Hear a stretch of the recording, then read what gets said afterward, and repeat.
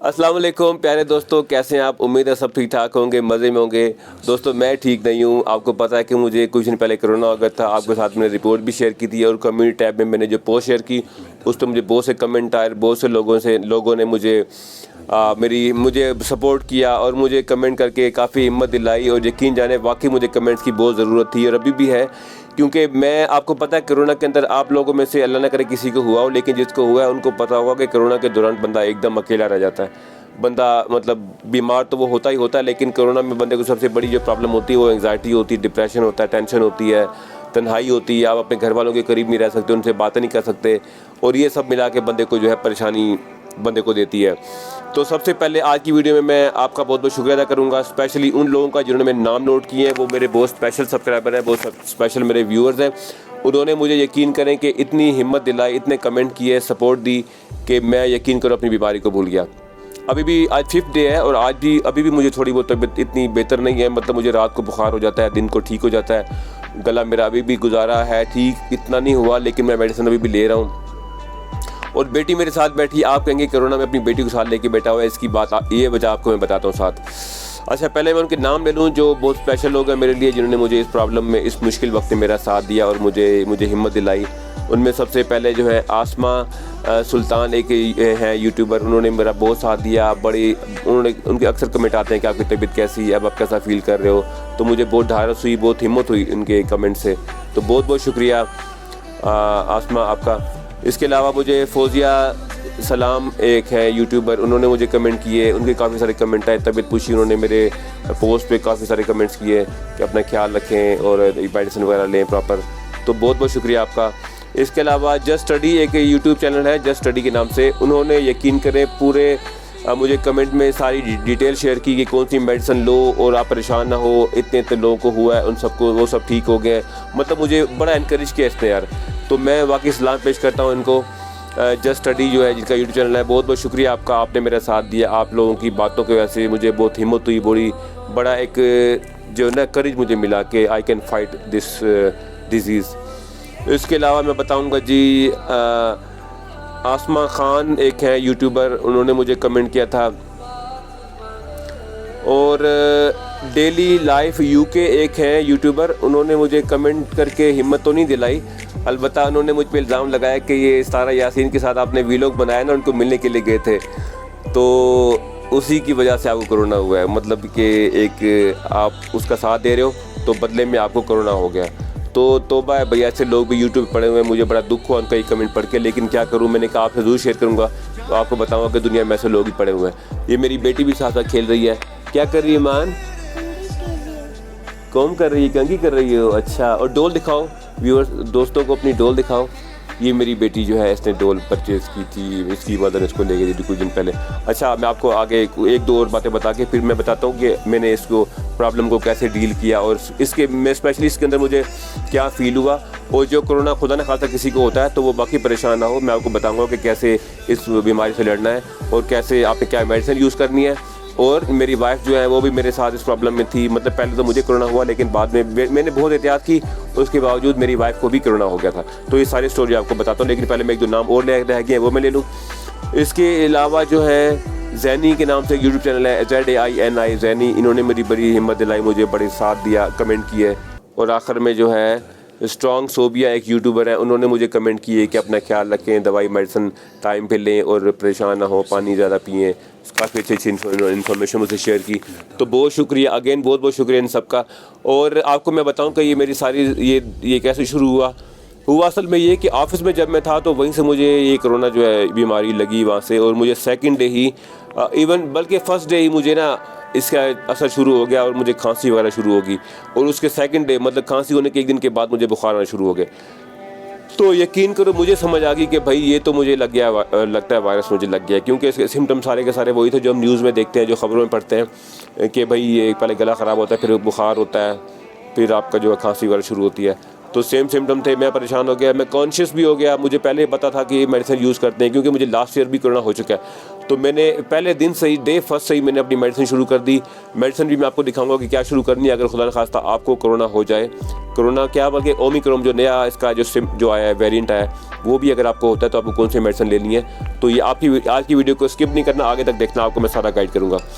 अच्छा, तो जनाब सेकंड डे जो है फिर मेरी तबीयत अच्छी खासी ख़राब होगी, बुखार मुझे तेज़ आना शुरू हो गया, सारी रात बुखार में रहता था, दिन को थोड़ा बुखार कम होता था, फिर रात को बुखार तेज़ हो जाता था।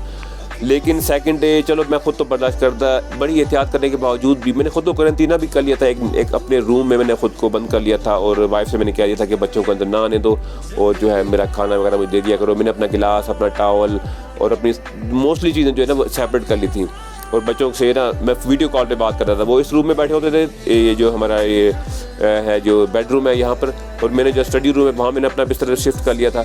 तो वहाँ जाकर मैं वहाँ से ना इनको वीडियो कॉल पे इनसे बात कर रहा था ताकि इनको महसूस ना हो कि हमारे पापा एक अलग कमरे में क्यों चले गए। इस तरह करके हम लोगों ने ना कोशिश की कि हम इस सिचुएशन को टैकल करें। लेकिन बैड लक हमारे साथ ये हुई कि इतनी एहतियात करने के बावजूद भी जो ओमिक्रॉन वायरस है ना वो मेरी वाइफ में भी ट्रांसफ़र हो गया। मुझे नहीं पता कैसे हुआ, इतनी परहेज़ करने के बावजूद भी, इतनी एहतियात करने के बावजूद भी ये सारा कुछ आखिरकार उस तक भी पहुँच गया। तो ये बड़ी बैड सिचुएशन थी। उसको भी मैंने सेम मेडिसिन खाने को बताया, उसने शुरू कर दी।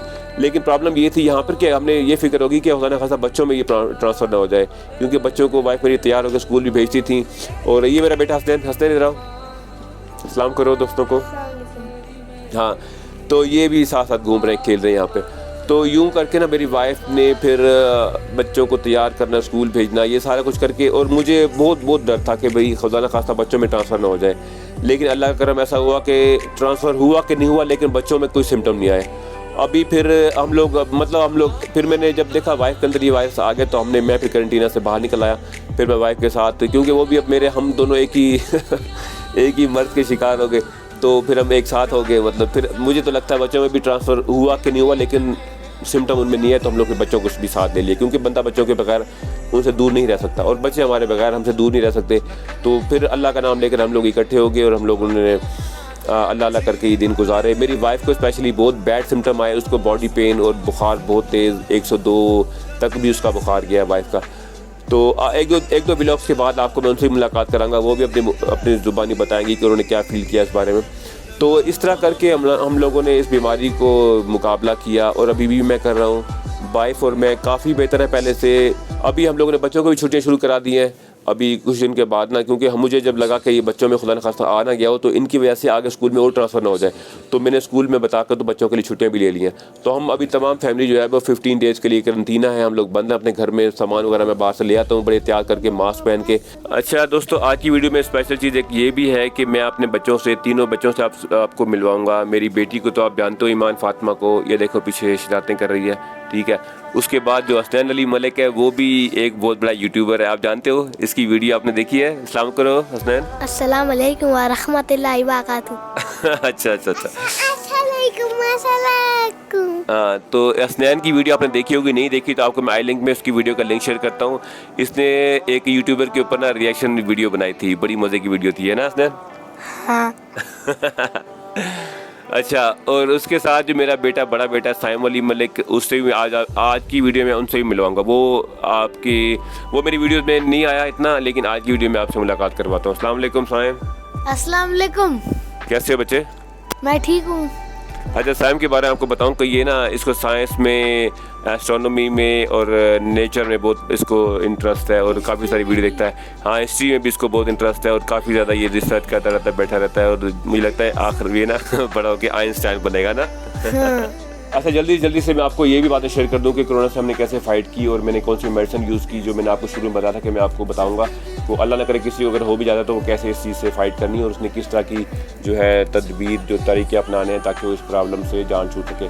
तो सबसे पहले आपको मेडिसिन दिखाता हूँ जो मैंने यूज़ की है। एक तो ये जो है सप्लीमेंट है, कैल्सी विटामिन सी सप्लीमेंट है, ठीक है। आपने ये लेनी है, इसको इस्तेमाल करनी है। इसका इस्तेमाल बहुत ज़रूरी है क्योंकि आपकी बॉडी में जो है ना कोविड के दौरान विटामिन सी की, विटामिन डी की बहुत कमी होती है और विटामिन सी आपकी जो इम्यून को बहुत बूस्ट करता है, तो इसलिए आपको ये खाना बहुत ज़रूरी है।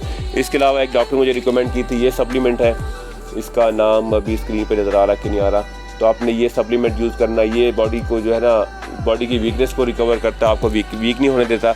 मैं आपको नाम बताया था उनके, ये सुप्रीम जी टैबलेट्स हैं, ये आपने इस्तेमाल करनी है, ठीक है। ये कैल्सी 1000 प्लस जो है ये आपने यूज़ करनी है। और ये सर्बेक्स है, ये मेरी वाइफ जो है वो यूज़ करती थी, सर्बेक्स सर्बेक्स टैबलेट है, सर्बेक्स जी, इसको आपने यूज़ करना है अगर आपको वीकनेस बहुत है। और बॉडी, मेरी वाइफ को जो बॉडी पेन बहुत ज़्यादा हुआ था, मुझे इतना नहीं हुआ था, तो उसके लिए डॉक्टर ने रिकमेंड किया था, वो टैबलेट थी फेबरॉल के नाम से वो टैबलेट थी, वो भी आप यूज़ कर सकते हो अगर आपको बॉडी पेन है। पैनाडोल लिए तो आपको सबको पता है, पैनाडोल जो है इसको यूज़ करना होता है बुखार के दौरान। पाकिस्तान में तो ये टैबलेट यूज़ होती है, इंडिया में या दूसरे कंट्रीज़ में इस नाम से या बुखार के लिए कोई और मेडिसिन होती होगी, तो आपने वो यूज़ करनी है। 3 टाइम्स हम लोग इसको यूज़ करते थे। तो इन चीज़ों को यूज़ करके अच्छा, स्पेशली सबसे पहले सबसे अहम जो है वो गला ख़राब होता है, गले को ठीक करने के लिए जो है ना बहुत अच्छी एक मेडिसिन है जो कि मुझे रिकमेंड की थी डॉक्टर ने, और ये मैं लास्ट ईयर भी मैंने ये यूज़ की थी। एजोमैक्स 500 mg ये टैबलेट है, इसको मखल में 1 दिन में टैबलेट लेनी होती है, और ये जो है आपके गले को फ़ौरन ठीक करती है। काफ़ी वो है, थोड़ी तेज़ टैबलेट है 500 mg की, लेकिन ये कि गले को आपके एकदम सेट कर देती है। तो ये मेडिसिन थी। बाकी आपने पानी बहुत ज़्यादा पीना है, डिहाइड्रेशन नहीं होने देनी। कोविड में ये होता है, ओमिक्रॉन में स्पेशली, कि आपको ना प्यास बहुत लगती है, डिहाइड्रेशन होती है, और जो है ना कमज़ोरी बहुत ज़्यादा होती है। तो उसको पूरा करने के लिए आपने पानी बहुत ज़्यादा पीना है। जहाँ दिन में आप पहले 5-6 गिलास पीते थे, तो अब आपने 8, 10, 12 गिलास ज़रूर पीना है, ताकि आपके जिस्म में डिहाइड्रेशन ना हो, कमज़ोरी ना हो, और आप ना बीमारी से फाइट कर सकें। तो दोस्तों, मेरा आज का वीडियो यहीं तक है। आज का मेरा मकसद यही था कि आपको इस बारे में इन्फॉर्मेशन दूं कि आपने अगर बीमारी आपको ये हो जाए तो आपने कैसे फ़ाइट करना है और परेशान नहीं होना। इस बीमारी में सबसे बड़ी बात यह है कि अब बंदा ना पैनिक हो जाता है, एंग्जाइटी होती है, बंदे को डिप्रेशन होता है, टेंशन होती है, क्योंकि वो बंदा अकेला हो जाता है, कोई उसके करीब नहीं आता, ना मिलने जुलने वाले उसको मिलने आ सकते हैं, क्योंकि वो बीमारी ऐसी है कोरोना की कि इसमें लोग जो है मिल नहीं सकते किसी को।